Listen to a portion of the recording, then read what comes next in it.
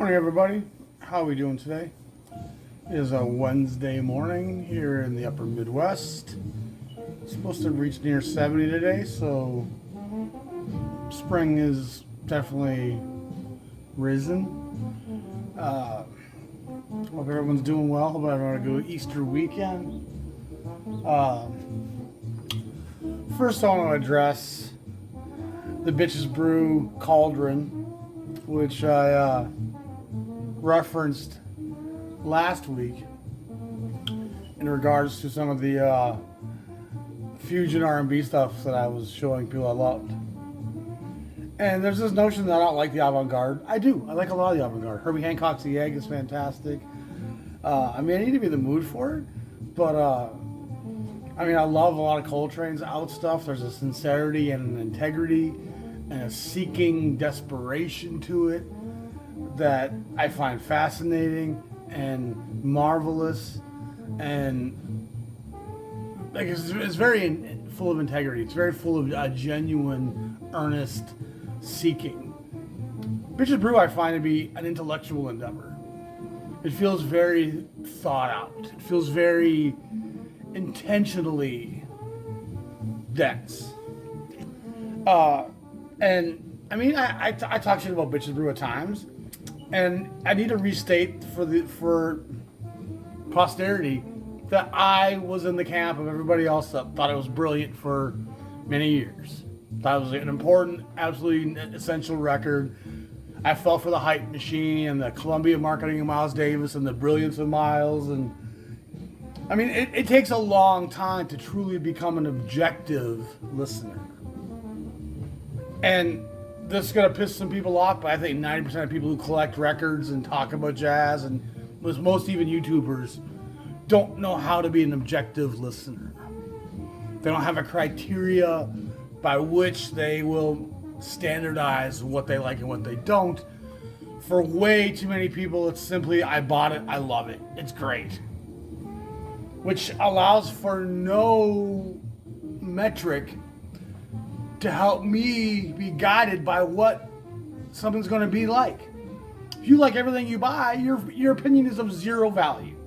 You have zero measuring within that quantum. It's meaningless. And for so many people, they spent $40 on it, so they just feel obligated to love it. On top of that, the marketing behind that record and Miles Davis' career in general it just stands heads and shoulders above the jazz community. And I often mention Bitches Brew in a jazz DJ setting, so I remember trying to think that, this is so brilliant, this is so essential, that people should love it. And it's really DJing for over 20 years that's helped me set my own matrix, my own guidelines, my own measuring of what I think is great and what I think is not great. What I think is accessible and everybody should love or can love. And something that isn't for everybody. Some music is a Jackson Pollock. Some music is a slasher film. Some music is not going to be for everybody. And a lot of people who choose to like what's difficult have done so because they've chosen to like what's difficult. And I get so much heat from people because they get offended by me saying it. But a lot of times you're doing that to be perceived by your peers as you're some proficient professor of knowledge and you get it and you grasp it and nobody else does. And once you have my understanding of this, you'll get why this is so valuable. And it's very pretentious and it drives people away from jazz, which is why I try to move away from that. And again, talking about Bitches Brew, I challenge you to take it without any context and play it for 10 of your coworkers individually. Take someone aside, play 3 minutes of Pharaoh's Dance, 3 minutes of, just play them little bits of, and don't give them any context of what genre it is, what artist it is. And most people are going to respond to it like John Lennon, Yoko Ono Live Peace in Toronto Side 2. It just doesn't resolve. It doesn't have anything but tension and dense sonic stew that never breathes. It never opens up and finds pattern and pocket and groove and allows itself to breathe and release itself and find a tonic, find a release, find anything but dissonance and this really tightly wound chaos. And I mean, there's moments on the record that are better than others for sure, but it's such an intellectual exercise. It just reeks of that. It just reeks of a forced experiment in. I mean, when you listen to Coltrane's quartet, no matter how out that got, it never feels forced. It never feels programmed. It never feels intentional.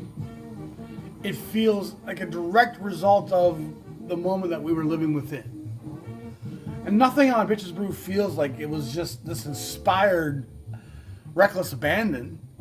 It feels very much like this intensely woven intellectual milieu of pretentious, ego-driven instrumentalization. And I mean, people push back so hard because they spent their good money on that record, and it's all the experts. But I mean, the experts are fucking, half of them are idiots, and a lot of them are just repeating years of dogma. And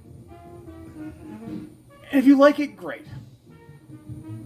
But let's just not pretend that it's supposed to be for everybody. And not be so offended when I say that record is not meant for the masses to consume. It's not a digestible piece of music that everyone's gonna fucking fall in love with. And again, one of my greatest reasons for saying what I'm saying is we as lovers of jazz need to do a better job of being disciples of this music and ambassadors of this music and presenting things to people that they can digest and love. If you're trying to bring customers into your restaurant, only pushing one of the most insane meals on your menu, it's not going to do you well. Jazz was a music of swing, of love, of groove, of passion, of sensual nature for most of its lifetime. It was approachable. It was the pop music of the country for decades. And to see this hybrid fabric that was stitched together by a kind of insecure man who was trying to reestablish his reputation, whose zenith had passed him by. He had seen what was happening in music around him. The rhythm and the blues had taken off. Soul music was exploding. Sly and the Family Stone, James Brown. I mean, he knew he had become a dinosaur. His insecurity haunts him, and it just ghosts him, and he just can't stand to feel like an antiquated dinosaur. And so it just feels like such a forced assemblage of really talented musicians presenting something not nearly as great as people want to make it out to be. And it wasn't like I just said one day, I'm like, oh, I don't like this.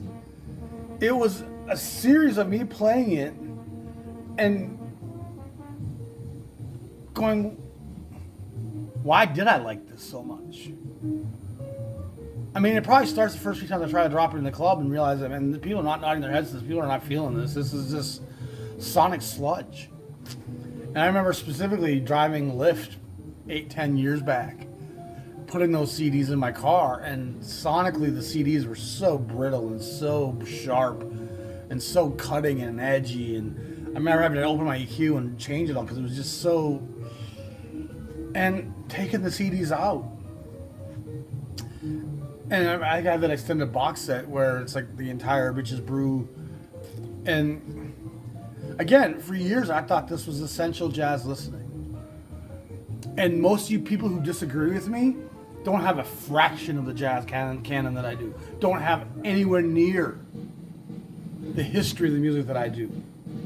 It's a peripheral piece on the edge of the jazz universe. It's not this essential jazz masterpiece.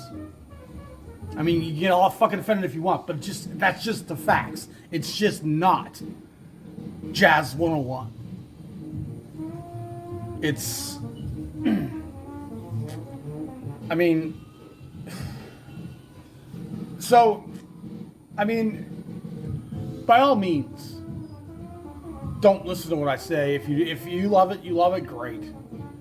But if you think I'm not being objective and you're being objective, play it for 10 people who don't know what it is and see their honest response. Don't lead them. Don't bait them. Just read their face. Just read their eye roll and their, what the fuck is this shit? I mean, and then put on some Grover Washington, put on some Herbie Hancock, put on something that actually has funk to it, that has melody to it, that has space to it, that has all the elements that make a song enjoyable. Be objective about it and do what I say. Try this out. I guarantee your wife and your mother-in-law will be like, turn that shit off. And it doesn't make them music experts. It's just about giving you a little perspective. That because you've chosen to like something does not make it great. Does not make it essential. And that the Miles marketing machine has elevated Miles so beyond his place in jazz kingdom. He's not the king of jazz. He's just in no way that. There's not a liner note in the whole jazz canon in 1955 that said 70 years from now, Miles Davis is going to be the only name that most people fucking know. And most of the people who wrote those liner notes in those days would shit their pants if they known that was going to be the case. He just wasn't this giant among mortals. He just wasn't. Clifford Brown was. Charlie Parker was. Dizzy Gillespie was. Louis Armstrong was. Duke Ellington. There's so many giants in jazz that were just seminal figures that everybody was influenced by, that everybody was like, oh, I gotta play like that guy. Miles was never that. There's not this slew of people that came along and said, oh, Miles Davis changed the way I want to play fucking me. Miles' influences are so obvious. Sweets Edison, Ahmad Jamal, Count Basie, the minimalism. It took him half his career to figure out what he did well. And what he did well was popularizing other people's innovations,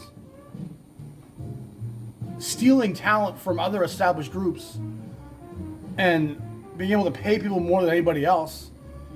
So that in posterity, he's looked at as this luminary figure that was above. And don't get me twisted. I still love Miles Davis. I still listen to Miles Davis a lot. I like a lot of his canon, a lot. The quintet stuff, first quintet, is fantastic. His intermediary between the two great groups, I love a lot of that stuff. I think it's fabulous with Mobley and Victor Feldman. I mean, there's some interesting stuff. I mean, I've said many times, I love 7 Steps to Heaven. Not a record that most people would put as one of Miles' greatest records. I love even some of the Gil Evans stuff. But again, that's jazz on the periphery. That's not jazz. That's as much European classical composed, arranged music as it is jazz. And it makes us unmystifying what jazz is. We end up with this idea of what jazz is from those records that's so incorrect. Jazz is blues, jazz is swing, jazz is funk, jazz is free. Jazz is never contained and refrained and restrained. The Gil Evans stuff is confined and restrained. And what Miles does is beautiful in Sketches of Spain. But let's not pretend that that's unadulterated jazz. It's by no means jazz. It's got elements of jazz.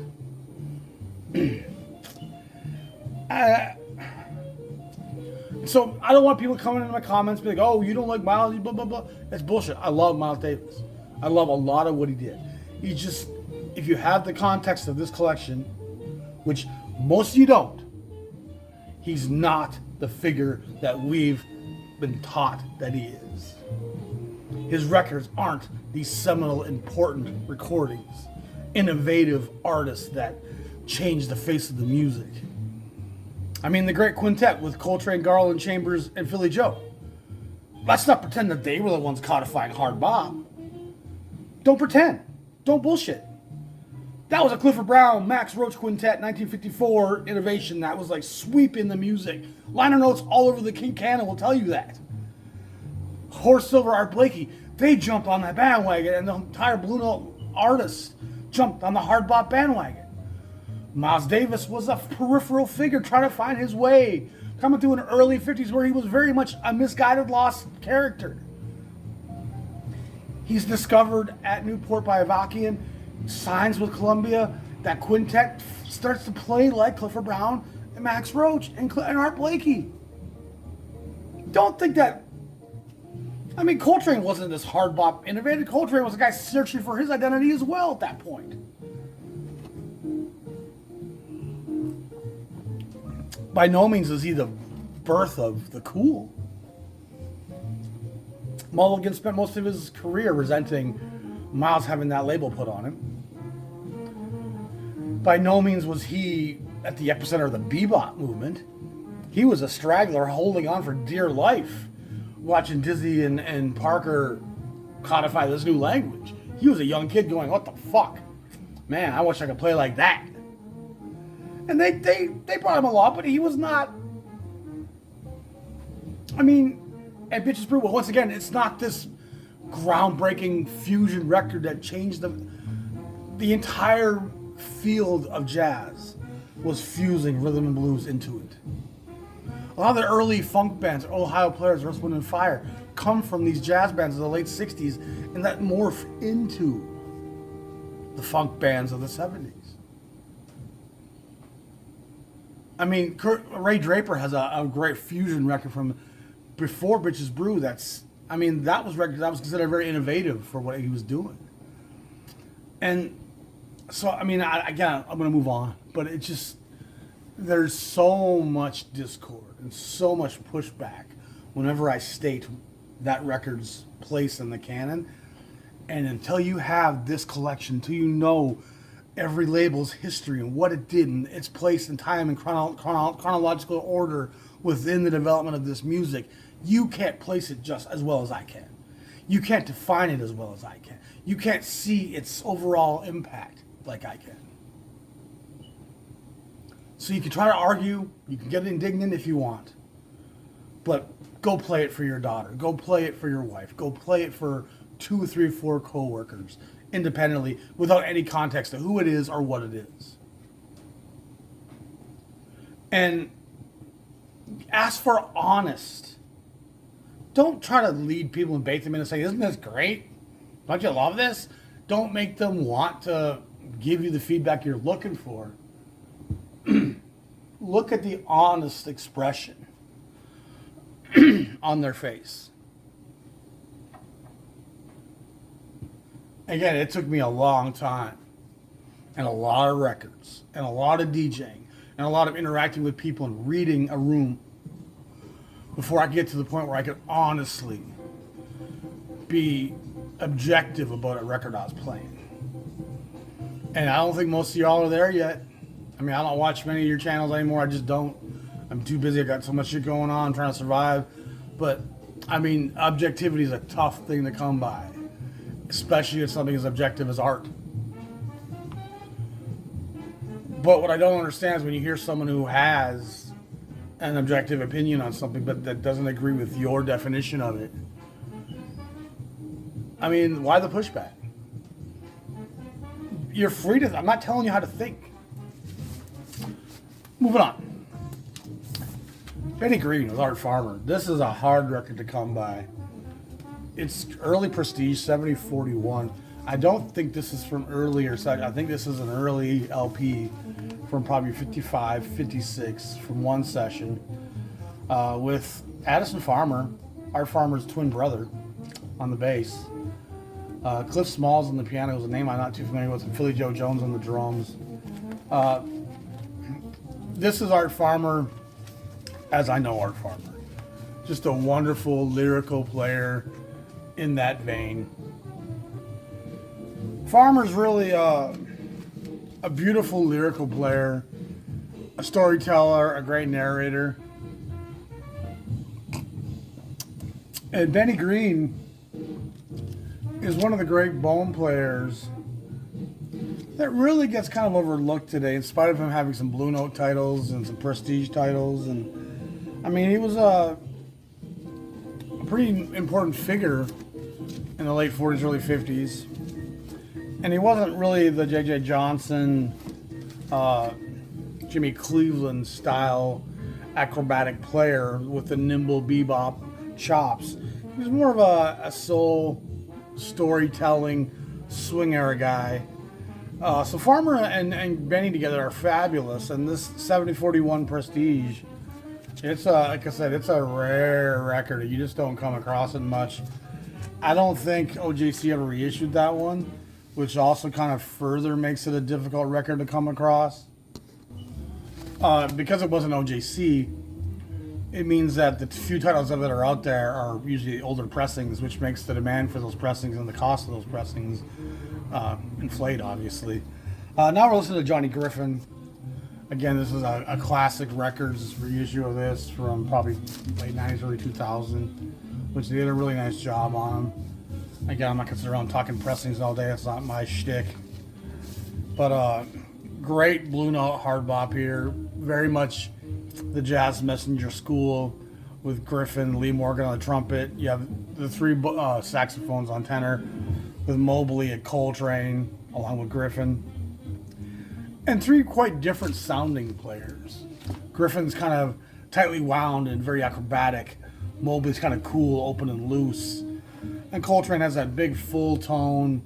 And Coltrane's in a transitional period here between his Sheets of Sound Prestige era and his developments that he did with Monk, which, I mean, Monk had a pretty big impact on him at that point.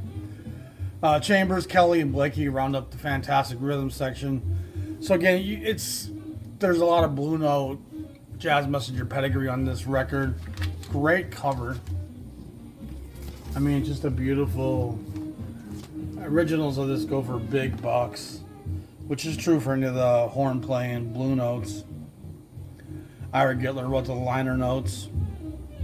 1559 probably puts it 1957. Griffin came out of the Chicago school. Walter Diet and the DuSable High School. He was a Chicago guy through and through, worked his way up through the ranks battling all the great players out of Chicago. And they all kind of migrated to New York at one point, and most of them spent some time at Blue Note. And Griffin's work, of course, with Lockjaw Davis, which was largely at Prestige and Riverside, is pretty incredible stuff, because you got the bebop acrobatics of Griffin and the straight gospel blues of Lockjaw, which is fun because the contrast is really sharp. But even the contrast here between these three guys is pretty sharp. Great Blue Note, great hard bop. And I mean, this is the kind of record, if you showed people, most people aren't gonna be too cringy. They're not gonna be too, what the hell's that? The next record I want to show you is another record that's really hard to find. It did have an OJC issue, which does simplify things a little bit, but there's a 7064 on Prestige, Red Garland, a Garland of Red. And probably 57, maybe 56. Of course, he's been working with Miles Quintet for a couple years at this point. But being the lead piano player, one of the great quintets of that time, it really gives him the opportunity to become a leader of sessions himself. And he already has a drug habit at this point. But Garland, I mean, I love Red Garland. Especially love his trio work, which this is with Chambers and Taylor. He does some great stuff in the quintet setting with Donald Byrd as well. And I mean, he's a really delicate but blues-based guy. There's a lot of gospel in him. There's a lot of the church in him, and there's a sensitivity in his playing that I find warm. And I mean, it's the kind of record you put on the coffee shop and you can just play each side 3 times. And the tracks on here are pretty fabulous. A lot of standards. A Foggy Day, Make It Whoopee, My Romance, September in the Rain, What Is This Thing Called Love, Little Girl Blue, Constellation. So again, this is actual LP session from one session, not from like earlier 10-inch era stuff. I mean, it's just one of my favorite records.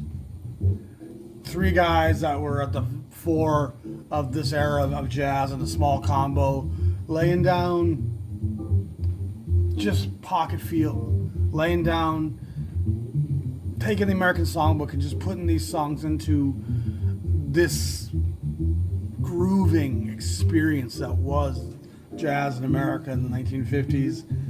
I mean, it's something that you could play in almost any library, museum, coffee shop today, and the response would be just warm and wonderful, and people would love it and embrace it. Garland is certainly one of the most important figures of the small group era. He's just a really beautiful lyrical player, and I always have time in my day for Red Garland's records. Last time we played a West Coast record, the Grand Encounter, which it's actually 2 degrees east, 3 degrees west, because there is some East Coast and West Coast guys on here. You have John Lewis and Percy Heath of the Modern Jazz Quartet fame, and Lewis was a very important composer, arranger, and writer, and he was a real luminary figure early on. By the late 60s, he's seen as a bit more of a third stream guy, and his compositions are kind of crossbreeding jazz with European traditions.